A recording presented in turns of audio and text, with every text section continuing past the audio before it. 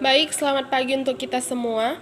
Pertama-tama marilah kita ucapkan puji dan syukur kepada Tuhan Yang Maha Esa di mana saat pada pagi hari ini kita masih diberikan kesehatan untuk tetap menjalankan aktivitas perkuliahan online kita.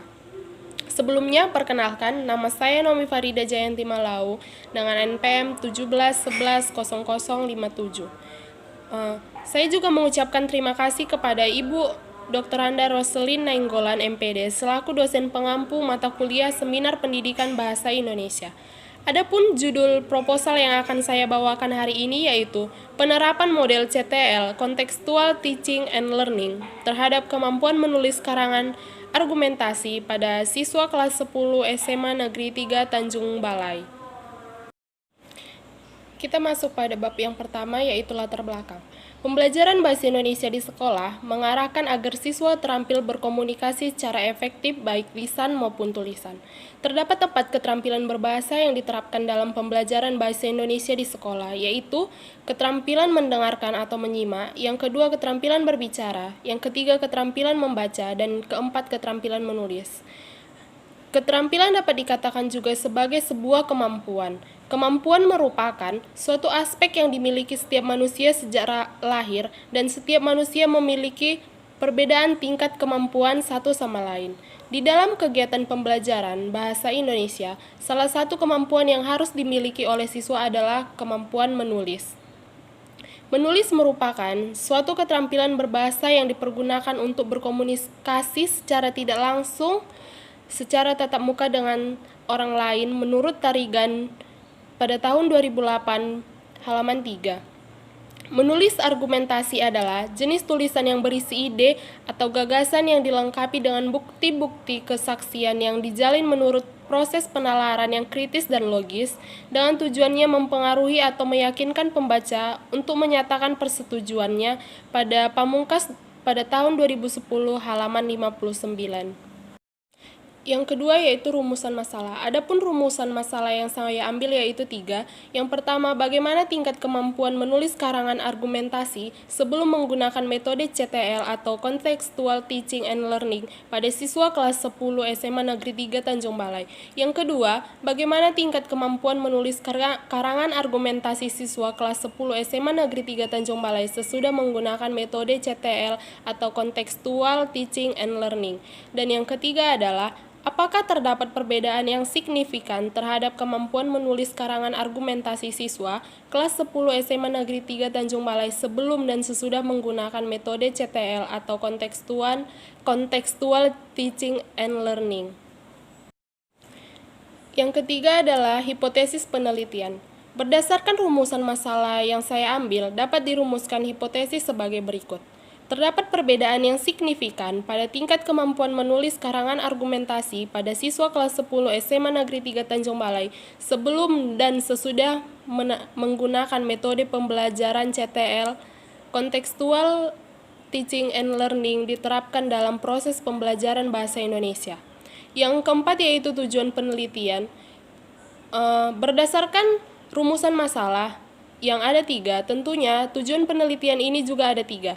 Yang pertama yaitu untuk mendeskripsikan tingkat kemampuan menulis karangan argumentasi sebelum menggunakan metode CTL atau Contextual Teaching and Learning pada siswa kelas 10 SMA Negeri 3 Tanjung Balai. Yang kedua, untuk mendeskripsikan kemampuan menulis karangan argumentasi siswa kelas 10 SMA Negeri 3 Tanjung Balai sesudah menggunakan metode CTL atau Contextual Teaching and Learning. Yang ketiga, untuk mendeskripsikan pengaruh yang signifikan terhadap kemampuan menulis karangan argumentasi pada siswa kelas 10 SMA Negeri 3 Tanjung Balai sebelum dan sesudah menggunakan metode CTL Contextual Teaching and Learning. Yang kelima adalah manfaat penelitian. Di sini ada 3 manfaat penelitian. Yang pertama yaitu bagi guru. Manfaat bagi guru yaitu memberi informasi tentang tingkat kemampuan siswa dalam menulis karangan argumentasi. Penelitian ini diharapkan menjadi bekal ketika memberikan materi pembelajaran bahasa Indonesia khususnya pokok bahasan menulis karangan argumentasi. Yang kedua yaitu manfaat bagi siswa. meningkatkan kemampuan siswa dalam menulis karangan argumentasi. Yang ketiga yaitu manfaat bagi pembaca. Manfaat bagi pembaca yaitu secara umum, penelitian ini dapat menambah wawasan dan pengetahuan tentang menulis karangan argumentasi. Kita masuk bab 2 yaitu landasan teoritis. Yang pertama, pengertian menulis. Menulis merupakan suatu kegiatan berkomunikasi berupa penyampaian pesan atau informasi secara tertulis kepada pihak lain dengan menggunakan bahasa tulis sebagai alat atau medianya. Aktivitas menulis melibatkan beberapa unsur yaitu penulis sebagai penyampai pesan, isi tulisan, saluran atau media, dan pembaca. Dalam buku Dalman pada tahun 2015 halaman 3. Yang kedua yaitu tujuan menulis. Yang pertama, memberitahukan atau menjelaskan. Yang kedua, mendesak atau meyakinkan. Tujuan tulisan ini adalah mendesak atau meyakinkan pembaca bahwa apa yang disampaikan penulis benar sehingga penulis berharap pembaca mau mengikuti pendapat penulis. Bertujuan untuk mempengaruhi atau membujuk pembaca agar mengikuti kehendak penulis dengan menampilkan bukti-bukti yang sifatnya emosi atau tidak nyata. Yang ketiga yaitu menceritakan sesuatu. Yang ketiga yaitu manfaat menulis. Saya mencantumkan ada 3 manfaat dari menulis. Yang pertama, menimbulkan rasa ingin tahu dan melatih kepekaan dalam melihat realitas di sekitar. Kepekaan dan melihat sesuatu, realitas lingkungan itulah yang kadang tidak dimiliki oleh orang yang bukan penulis. Yang kedua, kegiatan menulis mendorong kita untuk mencari referensi seperti buku, majalah, koran, jurnal, dan sejenisnya. Yang ketiga, dengan aktivitas menulis, kita terlatih untuk menyusun pemikiran dan argumen secara runtut, sistematis, dan logis. Dengan keteraturan tersebut membantu kita untuk menyampaikan pendapat dan pemikiran kita pada orang lain. Yang keempat yaitu pengertian karangan. Menurut Widya Marta dalam Dalman pada tahun 2015 halaman 85, karangan adalah bentuk tulisan dari suatu proses kegiatan berpikir manusia yang hendak menggunakan kandungan jiwanya kepada orang lain atau diri sendiri dalam tulisannya. Karangan adalah bentuk tulisan yang mengungkapkan isi pikiran dan perasaan pengarang dalam satu kesatuan tema yang utuh. Karangan diartikan pula dengan rangkaian hasil pikiran atau ungkapan perasaan ke dalam bentuk tulisan yang teratur. Yang kelima yaitu argumentasi atau pembahasan atau pembuktian. Karangan argumentasi adalah karangan yang bertujuan meyakinkan pembaca agar menerima atau mengambil suatu doktrin, sikap, dan tingkah laku tertentu. Pada Dalman tahun 2015 halaman 137. Karangan argumentasi merupakan jenis karangan yang dapat membuat si pembacanya merasa percaya dengan pendapat atau argumen si penulisnya. Oleh karena itu, karangan ini bersifat meyakinkan si pembaca agar apa yang ditulis itu benar adanya dan mempengaruhi si pembaca. Yang keenam yaitu menulis karangan argumentasi.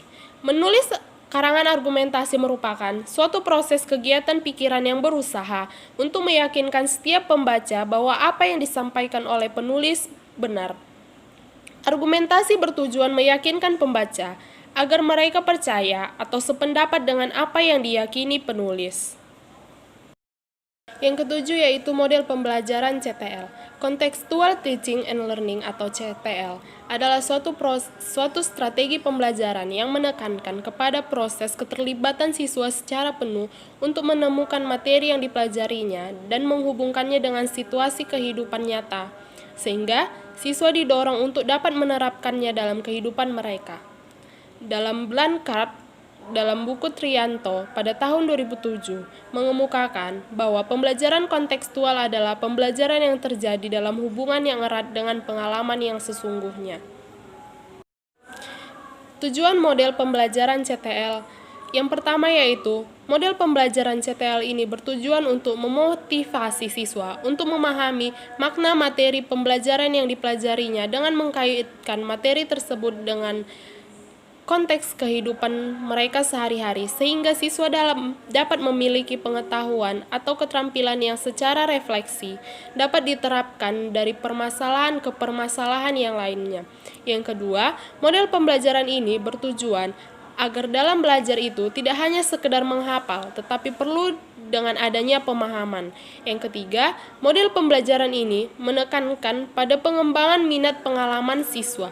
Yang keempat, model pembelajaran CTL ini bertujuan untuk melatih siswa agar dapat berpikir kritis dan terampil dalam memproses pengetahuan agar dapat menemukan dan menciptakan sesuatu yang bermanfaat bagi dirinya sendiri dan orang lain.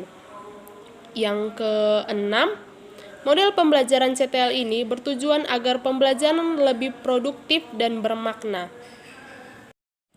Kita masuk kepada bab 3 yaitu metodologi penelitian. Yang pertama, metode penelitian.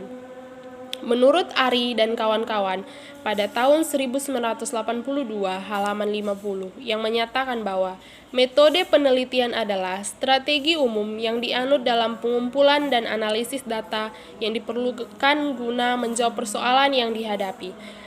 Adapun metode penelitian yang saya gunakan dalam proposal saya ini adalah metode pra-eksperimen desain 1. Metode pra-eksperimen yaitu mengadakan percobaan untuk melihat situasi hasil. Yang dimaksud dengan pra-eksperimen adalah suatu penelitian ilmiah yang menuntut peneliti memanipulasi atau mengendalikan satu atau lebih variabel bebas serta mengenali variabel terikat untuk melibatkan perbedaan yang sesuai dengan memanipulasi variabel-variabel bebas tersebut.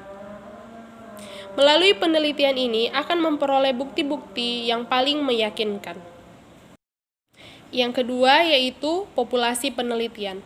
Populasi adalah keseluruhan subjek penelitian dalam Ari Kunto pada tahun 2010 halaman 173. Pendapat lain mengemukakan bahwa populasi adalah wilayah generalisasi yang terdiri atas subjek atau objek yang mempunyai kualitas dan karakteristik tertentu yang ditetapkan oleh peneliti untuk dipelajari dan kemudian ditarik kesimpulannya dalam Sugiono pada tahun 2010 halaman 117. Populasi dalam penelitian saya ini yaitu siswa kelas 10 semester ganjil tahun 2020-2021 di SMA Negeri 3 Tanjung Balai. Penelitian ini terdiri dari 4 kelas dengan jumlah 145 siswa. Yang ketiga yaitu sampel penelitian. Sampel adalah sebagian atau wakil populasi yang diteliti, menurut Ari Kunto pada tahun 2006. Berdasarkan pendapat tersebut, maka dalam penelitian ini penulis mengambil sampel penelitian berjumlah 40 siswa yang akan diteliti. Alasan mengambil satu kelas karena dalam tabel penentuan jumlah sampel dari tertentu dengan taraf kesalahan 5%. Jika populasi terdiri dari 145 siswa, maka sampel yang diambil sebanyak 40 siswa. Tetapi peneliti hanya mengambil satu kelas yang berjumlah 40 siswa, karena jumlah siswa tersebut sudah bisa mewakili 140 siswa yang seharusnya menjadi sampel. Yang keempat yaitu desain penelitian. Desain penelitian yang dilakukan dengan pra-eksperimen, maka terlebih dahulu membuat pretest dengan tujuan mengetahui kemampuan siswa dalam menulis karangan argumentasi sebelum pra-eksperimen dilakukan atau sudah diajarkan menggunakan metode CTL Contextual Teaching and Learning. Setelah itu dilakukan post-test dengan tujuan mengetahui kemampuan siswa dalam menulis karangan argumentasi setelah pra-eksperimen dilakukan atau setelah diajarkan metode CTL Contextual Teaching and Learning yang terdiri dari 145 orang siswa. Maka peneliti menggunakan desain 1 yang menggunakan pretest dengan 40 siswa SMA Negeri 3 Tanjung Balai. Yang kelima yaitu teknik pengumpulan data. Teknik yang digunakan dalam pengumpulan data penelitian ini adalah tes. Jenis tes yang digunakan berupa tugas menulis karangan argumentasi. Aspek yang dinilai dari hasil kerja siswa itu ialah aspek isi karangan dengan bobot maksimal 30, aspek penataan gagasan dengan bobot maksimal 30, aspek kalimat dengan bobot maksimal 20, aspek diksi dengan bobot maksimal 10, dan aspek ejaan dengan bobot maksimal 10. Yang keenam yaitu teknik analisis data. Teknik analisis data bertujuan untuk mengetahui data tingkat kemampuan menulis karangan argumentasi pada siswa kelas 10 SMA Negeri 3 Tanjung Balai. Penelitian ini menggunakan teknik analisis data kualitatif. Maksudnya, data yang dipresentasikan akan ditafsirkan dengan kata-kata yang bersifat kualitatif. Demikianlah hasil presentasi saya. Adapun kritik dan saran dari Ibu dosen atau teman-teman sekalian, saya mengucapkan terima kasih.